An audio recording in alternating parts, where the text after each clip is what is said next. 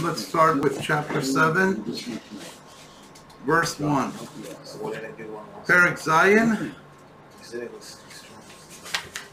Go ahead in here. Perek Zayin, Pasuk Aleph.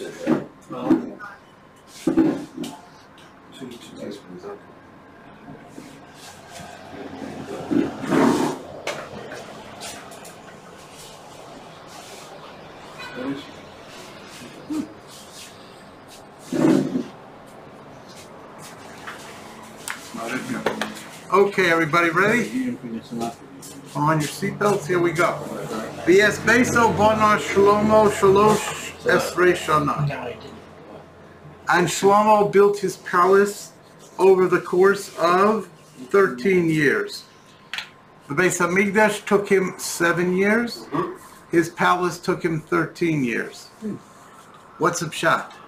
Does that mean that he was more invested in his palace than in the Beis HaMikdash? Well, the Mefarshim say that he built the Beis HaMikdash with zrizut, with much more alacrity, quicker, with more diligence, and therefore he was able to finish it after 7 years. That's one possibility. Another possibility is that he did not enlist the same number of workers that he enlisted in the building of the Beis HaMikdash, because the Beis HaMikdash was, so to speak, a national project. And you might say his palace was his own personal project, and therefore there were much less support, public support, that he mustered in order to build his palace. Vayiven es Beis Yar HaLavono. And he built a house that was a forest of Lebanon. What does that mean? We shall see. Mea Amo Orko, 100 cubits was its length. V'chamishim Amo Rokbo, and 50 cubits its width. Ushloshim Amo Komoso, and 30 amos was its height. The exact same measurements as the Heichal of the temple, of the structure of the temple. He built it at the same size. That is, thank you, the Beis Yar HaLavono, the house of his forest of Lebanon. Why is it called a house of the bias of Yar HaLavono? Because Al Arba Turei Amudei Arozim and Karusos Arozim, he built it with 4 rows of amudim, pillars of cedar wood. It was like, in other words, let me just say this just as an introductory remark. He built it to look like a forest. He built columns of trees with the bark on them. Columns of trees, 4 columns across. Arba Turei Amudi Arozim, 4 columns of beams from cedar wood. Ukrusos Arozim, Al Ha'amudim, and then he put beams across the top of the 4 columns so that they would be joined. B'safun bo'erez mimal al hatzalaot, and he not only did he link the columns, like let's say he had 10 rows of 4 columns, so he had 40 trees. He not only linked them beam to beam, but he filled in a roof. In other words, he filled in all the open spaces to make it one solid roof over the amudim, over the columns. 15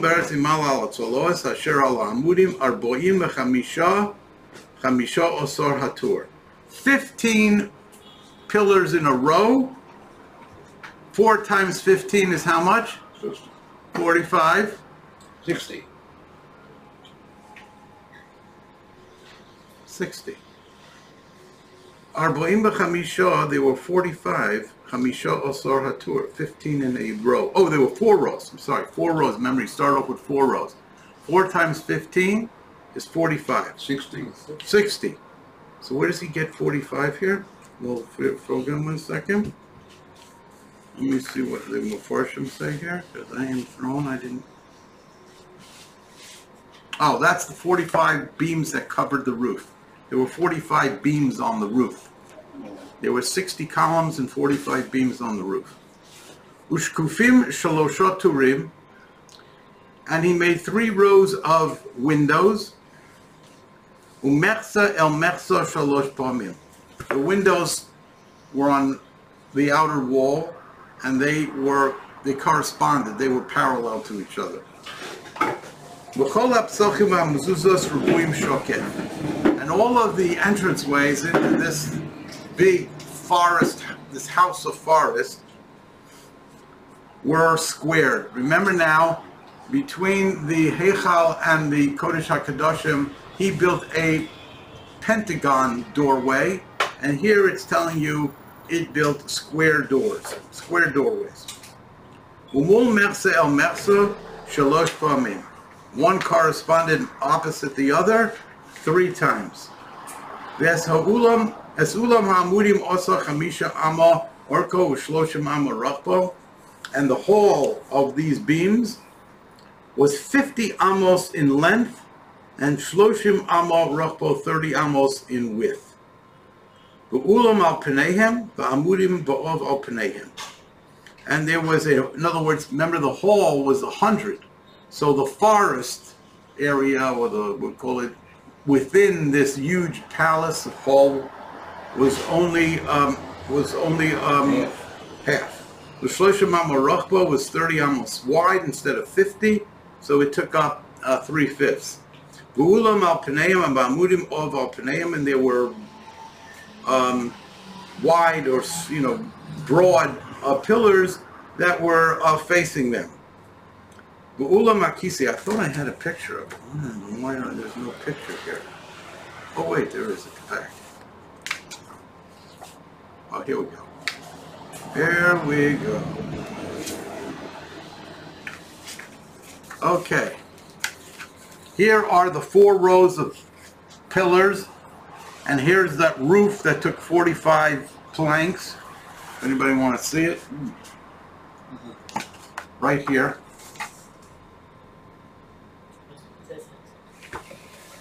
And here are the windows that faced each other, 3 in each column, in each section. And they corresponded, the line that the artist drew here is to show that they were one opposite the other. And this was the outer look of the building. 3 floors with 3 windows, with 9 windows a floor in 3 sections.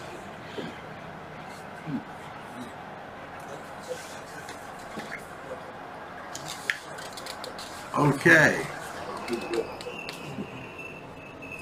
And then he made an ulam hakise. Everybody okay here? Any questions? I missed the beginning. What's this building? This is his palace. That took him 13 years to build. Whose palace? We're talking about Solomon, Shlomo HaMelech. And as we pointed out once before, which is a bit controversial, as you see here, and as we will see very shortly, the Navi will break off from describing the construction of the palace and return to the construction of the Beis HaMikdash. So in the midst of talking about the Beis HaMikdash's construction, the Navi inserts the construction of his palace. At the end of the process of building the Beis HaMikdash, one would think, he gathers the people to inaugurate the Beis HaMikdash, to dedicate the Beis HaMikdash. And the question is, when did that inauguration and dedication take place? Did it take place after he finished the Beis HaMikdash? Or did it take place 13 years later when he finished his palace? Did he wait? They were built at separate times or together? Well, they were built consecutively. What year? What year? 480 years after the Jewish people crossed the Jordan, Shlomo began the construction of the Beis HaMikdash. It was a 20-year project with his palace, so 500 years after Joshua crossed the Jordan, they finished what we would call the construction project. Building the palace, the Beis HaMikdash, then the palace of the king, and other infrastructure so that when Shlomo gathered the people, there would be Motel 6s, there would be Sherutim, there would be Mikvaot, there would be all kinds of infrastructure necessary to support the aggregation or the amassing of all of the people of Israel to come to the dedication. So I once had a disagreement with a very prominent Rosh Hashiva as to when was the dedication. I argued that from the text, it would appear that the dedication took place after the palace was finished. He argued that the dedication took place after the Beis Hamikdash was finished, and Solomon, Shlomo, did not wait for another 13 years to dedicate the temple. And I'm going to show you, I think, from the text, that Shlomo did not dedicate the Beis Hamikdash until he finished the entire project, meaning including the construction of his palace. 13 years after he finished the Beis Hamikdash, then he dedicated the Beis Hamikdash. And this man, this Rosh Hashiva says to me, "Oh, that is impossible. Why would he have waited 13 years to dedicate the Beis Hamikdash?" And to which I responded that it was a construction site. The whole city was being reconstructed. He was building his palace. He was building streets. Remember now, this was a sleepy little town, a Jebusite village city maybe, and David conquered it. David really did not get into developing the capital. He declared it the capital, but there's no mention of any major construction projects. Shlomo builds the Beis Hamikdash, builds his palace, invites everyone to come to the dedication, and there, who knows, maybe 1 million people show up from all of Israel, from the north to the south, east to west. The entire nation is coming to this great centerpiece, the Beis Hamikdash, to see its dedication and its inauguration. Also from all the other countries And around. people came from other countries. It's impossible that Shlomo would have invited everybody to a construction site. And he would not have invited all the nation to a city that did not have the infrastructure to house them, to feed them. The Beis Hamikdash itself needed, storage houses in order to have the wheat for the korban mincha, in order to have the animals for all the korbanos, in order to have food for all the animals for all the korbanos. And I don't believe that he would have invited everybody to Yerushalayim in the middle of a construction project. That is my theory.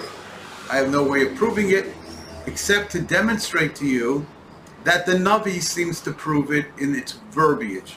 And this is the first point. The first point is that in the midst of the building of the Beis Hamikdash, the Navi starts to talk about the building of his palace, even though it was subsequent, but it's sort of telling you it's enmeshed because it's one really long project of construction, beautification of the city, completion of the infrastructure, and all that went with the support to enable the people to partake and come on pilgrimages to the Beis Hamikdash, and of course to its very dedication. Okay, so now we've learned that there was one great hallway in which there was, inside of that hallway, sort of a forest. Meaning like the king's palace was sort of, it's in the middle of the city, where the Beis Hamikdash was, right adjacent. It's adjacent to the Beis Hamikdash, Shlomo's palace was. And Shlomo also wanted to have the feel of the field of the forest, the feel of outside the city, the feel of the rural area, not just the urban area. So he built his palace with an antechamber, so to speak, a large hall in which he had this ability to have tremendous cross breeze, all these windows facing each other on the two sides, with the wind would be a cross breeze, and trees or pillars of trunks of trees in order to create a feeling of a forest. And then he made an ulam with a throne, the hall of the throne, ulam hakisei. Asher yishpot sham, and this throne is where he sat in judgment of the people when he had an opportunity to judge. And if you recall when we talked about this earlier, the king really doesn't have a full-fledged function as a judge. The rule of law in Israel, the execution of the rule of law in Israel was given over to the Sanhedrin. And the Sanhedrin appointed mini or Sanhedrin Katanim, smaller Sanhedrins of 23. The large Sanhedrin had 71 members. The smaller Sanhedrin, which was required for each city, had 23 judges. And then there were civil judges, civil courts of 3 judges. So there was a hierarchy of judges, a hierarchy of court systems, okay? And the king really was not part of that hierarchy. There's no appeal to the king.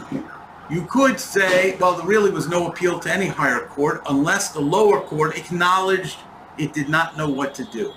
Of course, there were many issues where the lower court would feel that it did not have enough information or knowledge of Torah law, or there was new matters that arose and they didn't want to set precedent. They want to defer to a higher court to set the precedent. So they would say, go to a higher court. Ultimately, you could go to the Sanhedrin. Okay. In Israel, now, you can skip straight with a bagatz to the Supreme Court, which is a very, I think, weak system.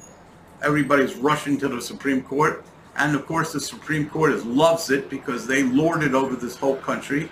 They are the repository of all the power. They make all the major decisions. Whenever the Knesset does something that the Supreme Court doesn't like, they just dispense with the legislative body. It's not like in the United States where there's a balance, checks and balances. But anyway, in the days of when the king of Israel governed and the king of Israel followed the Torah, the king did not have a function to judge. Yet, we learned about the 2 women who one rolled over and killed her son, and then claimed that the live son was hers. She got up in the middle of the night and snatched the live son. How did that come to the king? If the king has no function in the judiciary system, how did that case appear before Shlomo HaMelech, before Solomon? The answer to that question is that there are instances where the court does not have any evidence. Remember now, the Navi tells us specifically that these 2 women lived alone. They were roommates who lived alone. There was nobody who saw what happened. There is no evidence. When there is no evidence, the court has no basis on which to make a decision. So as opposed to the secular court system, say in the United States or maybe probably in almost all the other Western civil cultures, the court never admits it doesn't have evidence. It looks and decides which witness is telling the truth or which witness it feels is telling the truth or some other criteria that they use, and they make a decision. But in the Jewish system, al pi shnayim edim yakum davar. By dint of the testimony of 2 kosher witnesses, can you establish yakum davar? Can you establish something? So when there's a case in which there is no evidence, then the Torah will say, or then the king would have a function in the judicial system in order to protect the peace, in order to further public policy. The king could take the case and decide the case. Okay, so Shlomo, in order to make adjudications in cases of public policy where there may not be any evidence, or there may not even be any, no evidence, no facts, no even dispute, just wants to establish some matter of public policy, the king could usurp the judicial process and decide to rule. King can also rule in cases of treason. In cases of treason against the authority and sovereignty of the king has a right to rule. Not only does the king have a right to rule in such cases, but he can rule with no due process. You do not need witnesses, in a sense, the same strict rules that govern a judicial process. The king can decide these issues of national security, of treason, of things of that matter, without having bona fide evidence, bona fide testimony, a bona fide trial. so the king could sit on his throne in the Ulam HaMishpat, in the hall of justice, or the hall of this throne, and there he can judge. And he made this a hall of justice. The Safun Bo'erez Me'akarka Arakarka. And he planked it with beams, with planks of cedar wood, from one end of the room to the other end of the room, across all of the floor of the room. Okay, so there was a hall of justice, and then there was this big hall that we saw before with the corresponding windows. Here's the hall of justice, smack up against that big hall where he put the forest in. Why did you put the forest? I said before, he's now in David came from a little town called Bethlehem, Beit Lechem. It's not a big metropolis. It's an area that's open. It's an area that had forest trees. By the way, in ancient Judea in these days, there were forests. Now, the Jewish National Fund has planted some, I understand at least years ago already, the count was up to 250 million trees here in this country, which is an astounding number. And as you, let's say, drive out of Yerushalayim, say towards Tel Aviv, you see trees upon mountaintops, hills and trees, forestation. That is a result of the Jewish National Fund. Major mitzvah, major accomplishment. But in the days of David and Shlomo, there were forests there from early days, even before that. So Shlomo came from a town of Bethlehem, or Shlomo was wanted to have a feeling of air, a feeling of not being stifled and compressed in the city. He wanted his palace to have an open air feeling and a forest feeling, sort of a back to nature feeling, and so he built the forest in his palace. The Beis Yar HaLevanon, as it's called. Yeah, there wasn't any function to it. No, there was no function to it. He didn't hunt in the forest. There was no function to it. Okay.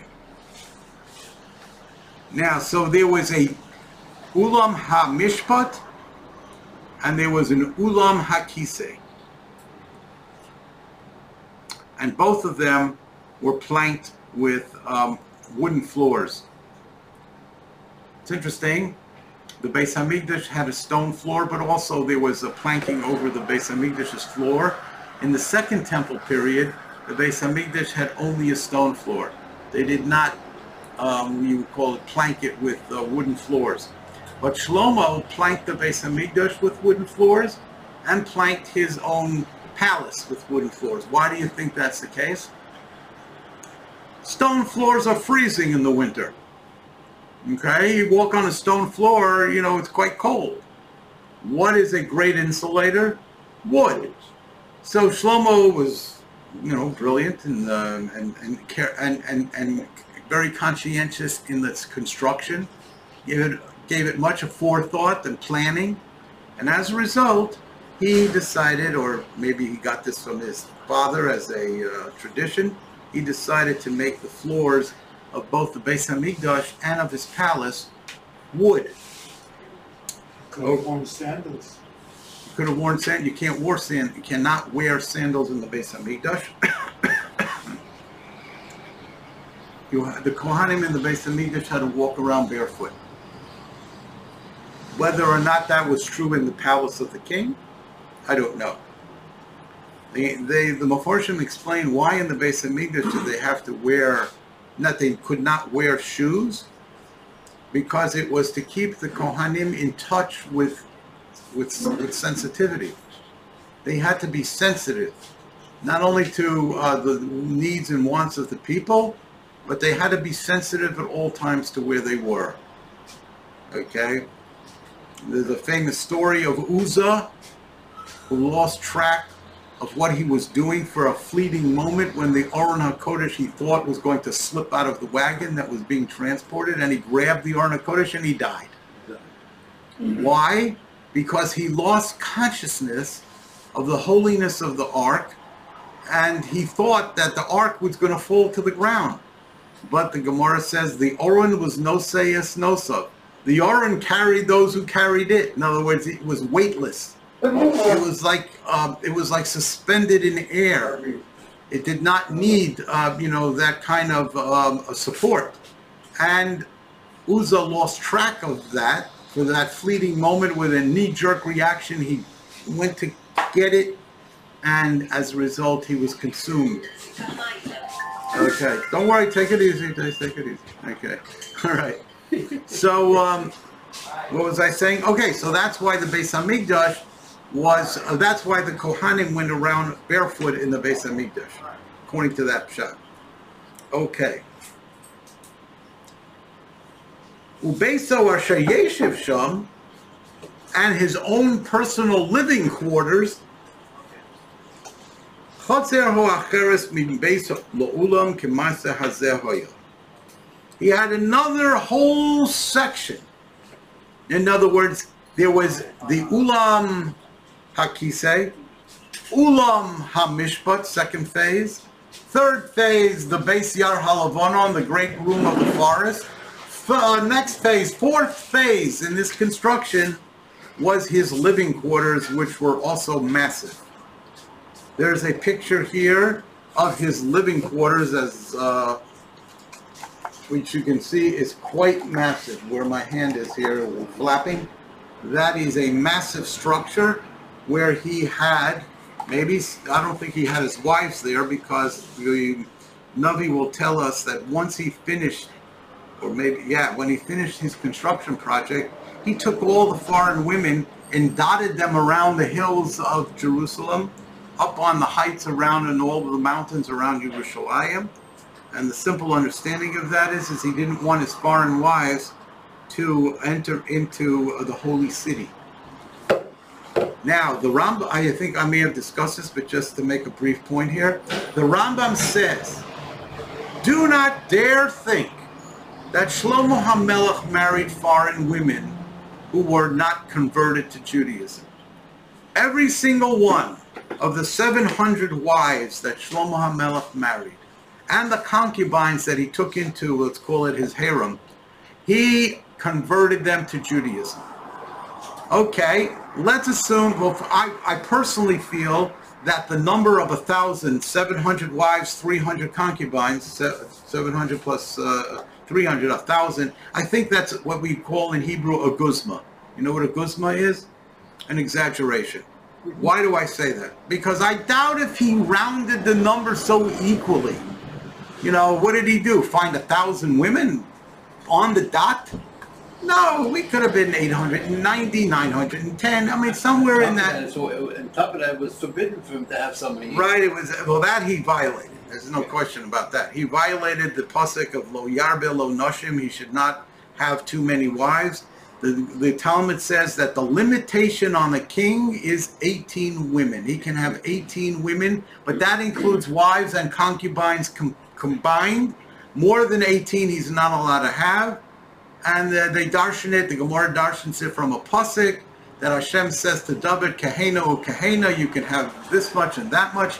And he had 6 at the time, so the Gemara says the first Hena means he could have 12. Second Hena is indicative of the fact that he could have 18. So a king could have 18 wives. Shlomo had somewhere in the 900s at least, maybe almost close to 1,000. And certainly he violated the Torah law, and we will get to that. The Navi will call him to account for that. Okay, but what was I saying? He did not house his foreign women, even though they were converted into the holy city of Yerushalayim. He understood. Why did he not do that? Why didn't he want his women near him in the city? Because let's take it this way. Shlomo was 12 years old when he became king. He was 15 years old when he married the daughter of Paro. And shortly after marrying the daughter of Paro, he began commencement of the construction of the temple. So when he's 15, he rules for 40 years. That means he's 50, well, he rules for 40 years. So he started at 12. That means at 52, he dies. Okay, he's 12 when he becomes king. He rules for 40 years. that makes him 52. At 15, he started, he embarked on this program of marrying the foreign women. That gives him from 15 to 52. How much is that? 37. 37 years. What happened? How many women could he marry at it? You know, we learn from Shlomo himself, Ein marbin simcha b'simcha. You can't combine one simcha with another simcha. That means that he had to marry each of these, say 700 wives separately. So if he married each one of them separately, how much is, what was it, 37? Divide 700 by 37. I don't remember. Somebody got a calculator here? Because I am very slow in math. But anyway, 20. he had to marry 20 a year. Yeah. Okay, well, we got Jewish holidays that take up 2 weeks. So that takes care of Ein Marbim Simcha B'Simcha.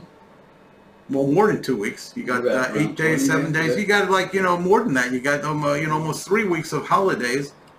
So that leaves you with, let's say, 49 weeks a year that he could possibly marry people. 18, What? 18.91. Okay, now 19 wives a year. I mean, that's every you know, 10 days he's marrying a woman. Okay, if you married a 700 women, how long is that going to take? Something like 18 years. That's why he died at 52. That's right. He was busy. He was busy making chasanas. But the point is that if he married, like, you know, every 10 days, it would have taken him 19 years to marry all these women. It's an amazing thing. It's a staggering rate. It's an exhausting rate. So what happens to a king who has so many wives? Where did he get these wives from? Little chieftains, little tribal overlords that surrounded Jerusalem, that surrounded Israel. He wanted to pacify the entire countryside. He wanted to make sure that there would be no revolutions, no civil wars, nothing. He wanted to pacify everyone around him. How do you pacify these little chieftains, these overlords, these warlords? He married a daughter. You marry their daughters, and you take their daughters into your entourage, into your thing, and then they're not going to start up with Shlomo. So Shlomo was sort of guaranteed of a peaceful reign. Okay. So now he marries, let's call her Cynthia from some little village somewhere.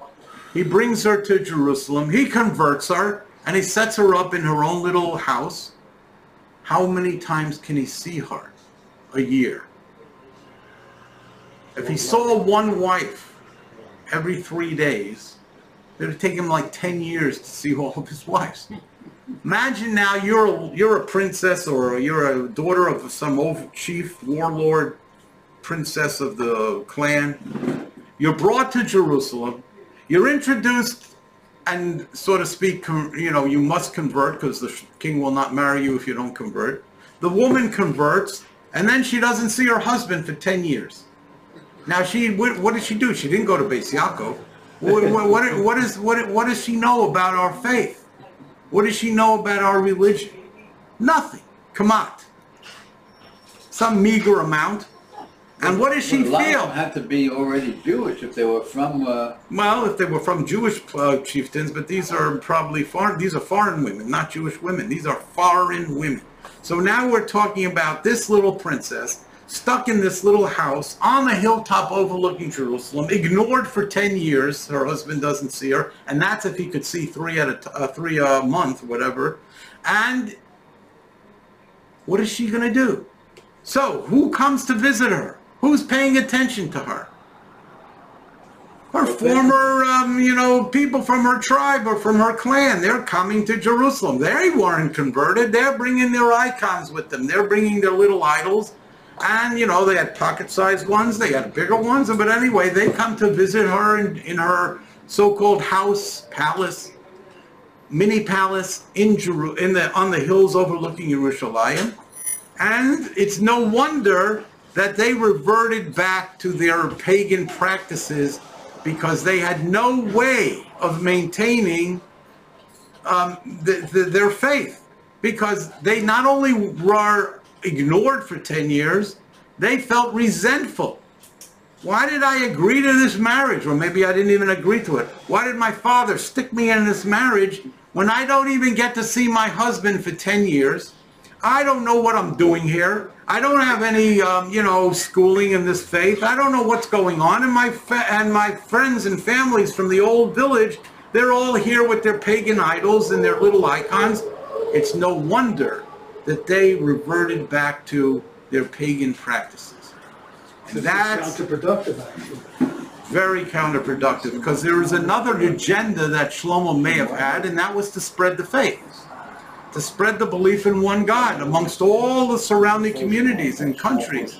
If that was one of his goals, it was counterproductive. Okay, so that will explain to us what goes wrong in Solomon and Shlomo HaMelech's calculations, in his brilliant calculations, which we thought maybe perhaps it was a very, very advanced plan of pacification and spread of our faith. And because he violated the Torah's command of lo yarbeh lo noshim, do not have too many wives, he thought he was smarter than the Torah itself. At least he thought his brilliance would help him deal with this deviation from the Torah, and it did not work. The horses. That's right. Too The many horses. He had too many horses. Too much gold. And too much gold and silver. He violated all three. Okay, we will see. We will see. We'll get to that. Where I jumped way far ahead here at this point. I just wanted to point this out to you. Okay. He had this great other section of his palace that was dedicated to residential purposes. This is what it was like.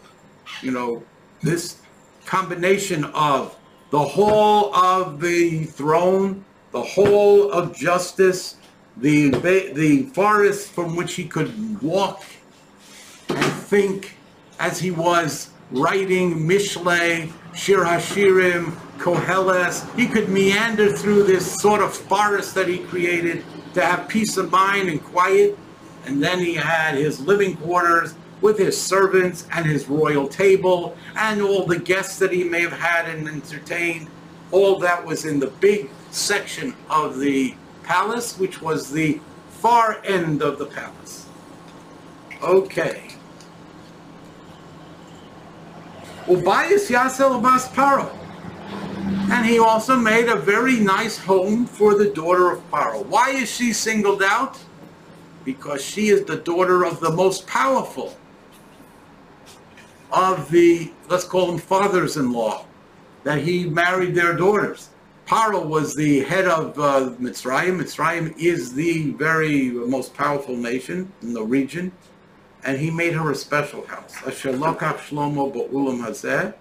And he also made her like ulam hazeh, a very large house. Why? Because he didn't want Paro to get ticked off. Here we go. This young kid at 12 years old, or 15 actually, propositioned me to marry my daughter. And the next thing I know, she's in a sea of women. She's one of 1,000. What kind of life did he give to my daughter? So Shlomo says, listen, Paro is the real power that could interfere with my building and maintaining of the Beis HaMikdash. I'm going to make a special residence for her.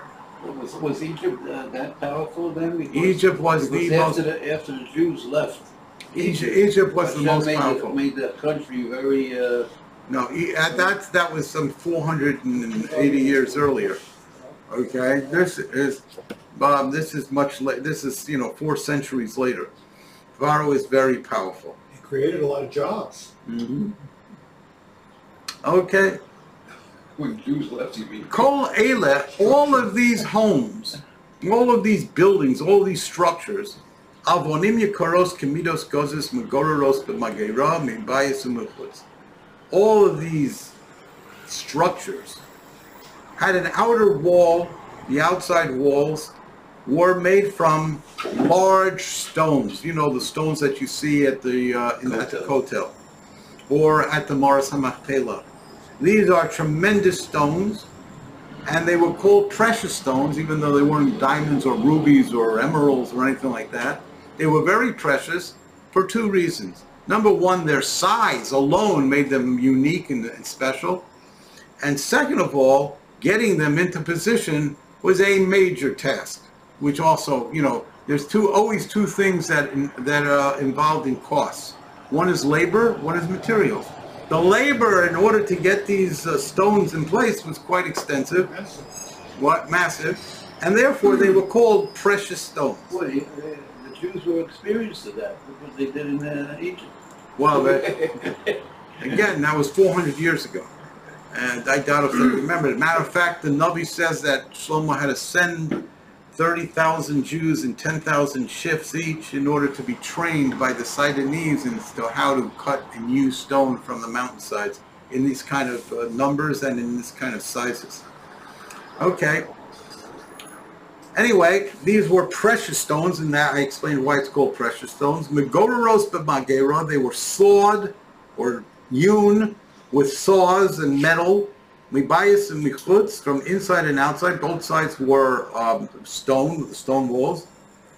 Umimasad ad hatvachot, and from the foundations all the way up to the beams, the coping beams on the top. Umichutz ad hachotzer hagedola, and all around these, this whole project of the palace of the king, until the great hall, were all made of stone. Umiyusad avonim ikaros, avonim gedolos, and the foundation stones, they were even more massive and they were even more precious. Avnei eser amos, stones of 10 cubits, 15 feet long stones. Although there's one in the kotel area there on the wall that's sort of 40, but in other words, this must be avnei shmona amos. There were stones of 10 amos and stones of 8 amos.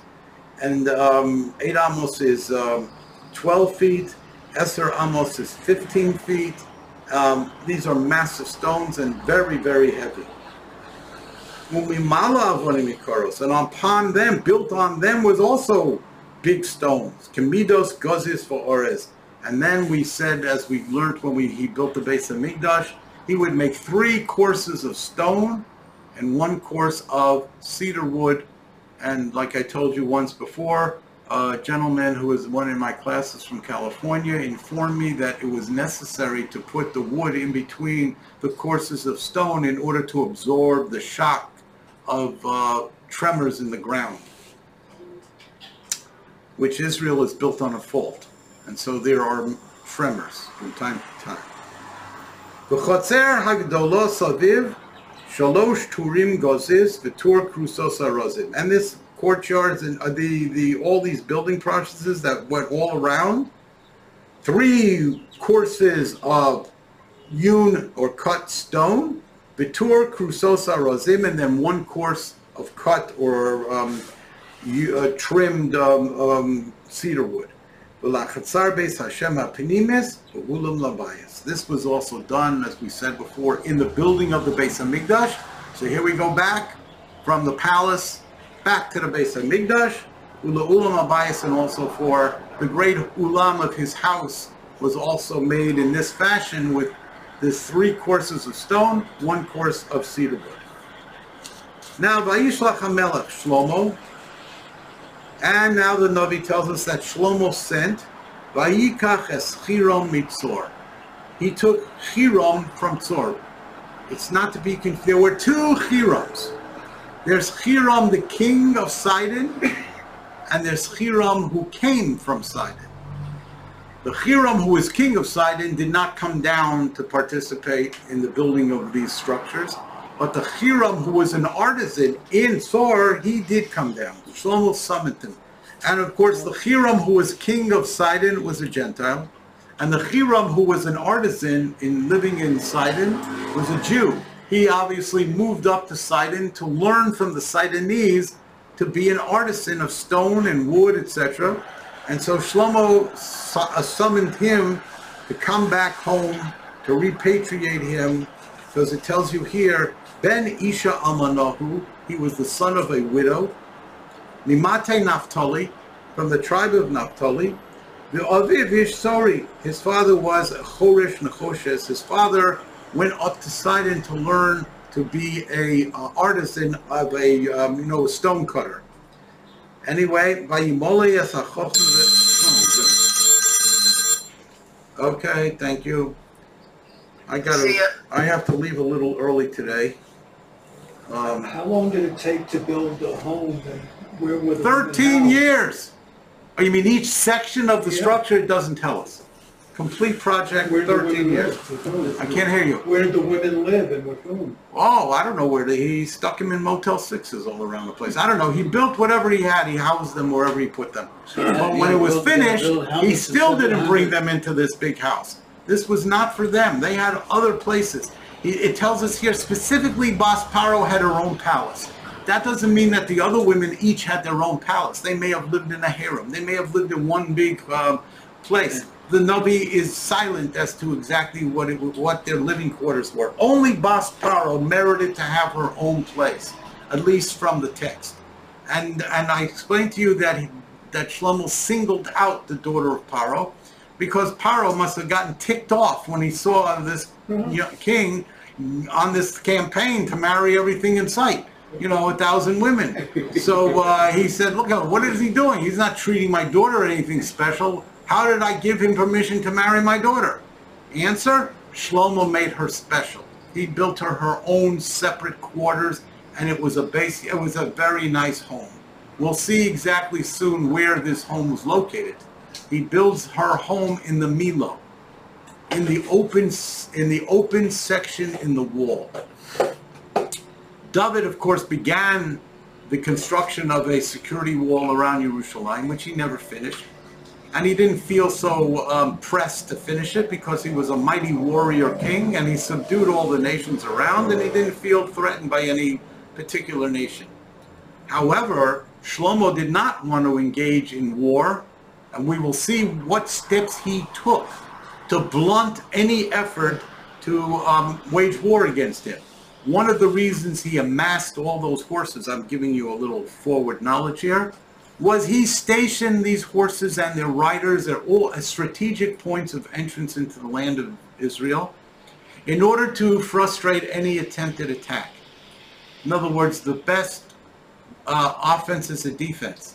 He created defensive positions, and the Navi will tell us that he stationed these, what we would call barns or corrals, and the horses at various locations throughout the land of Israel in order to blunt and stop any invasion. And that's why he accumulated a massive amounts of horses. What did he need all these horses for? Defense. Defense, yes. Cavalry, riders, soldiers were on these horses. These were his army. So they were always ready. And even though he didn't wage any wars, he had them all around so they would always be ready to defend the borders of Israel in strength. Okay, well, we'll get to that later. I just jumped the gun. And so All right. he had all the gold also. He had to pay all of these. Well, that's right. He had a major budget. Major budget. Is there a record where all these houses were No, located? there's no record. Not that I know of. Maybe they'll find something. Who knows? It's Shlomo lived right at the beginning of the first Commonwealth there at the time, and there was the whole first Commonwealth after him, a couple hundred years, and then there was the 70 years in Bovel, and then there was another 400 and some years of the second Commonwealth, and then there's 1900 years of desolation. Go find it. It's impossible probably. But okay, maybe architects, archaeologists will end up finding these things, maybe, and they'll try to put together what it was or where it was, and maybe they'll discover it. I have no idea. Okay, anyway, he took this artisan from the tribe of Naphtali, and God, and he was a tremendously brilliant and knowledgeable artisan. He knew how to do everything with copper and with stone. And he was summoned by the king, and he returned home Vayas is called Melachto, and he became the head of all of the projects, of the construction projects, of the interior of the buildings of Israel, that Shlomo managed and did. Okay, I'm going to stop here because I have to go. They could not use metal to... No, this is not the Beis HaMikdash. This they could use metal. Right. This they could use metal. I mean, they can use metal implements to fashion the materials and to size them and to, you know, to install them even if they needed to use metal. It's all mind-boggling. The next pasuk, by the way, if you want to note here where we are up to, I'm going to try and put a note here. I'll put on. What's today's date? 5th. 10-5. 29th. We are up to pasuk Tes Vav. And just to give you a real quick thing before I leave, I'm really late. Vayotzar Shnei Ha'amudim Nechoshes.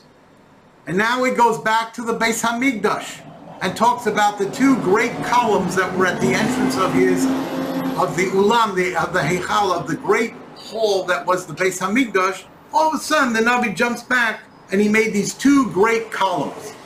Why did he make these two great columns? That's part of the Beis HaMikdash. We'll talk about that next week. But the point is, here we are in the middle of the construction of this palace, and whoops, back to the Beis HaMikdash. What does that indicate? It was in his mind, or in the mind of the Navi, one massive project.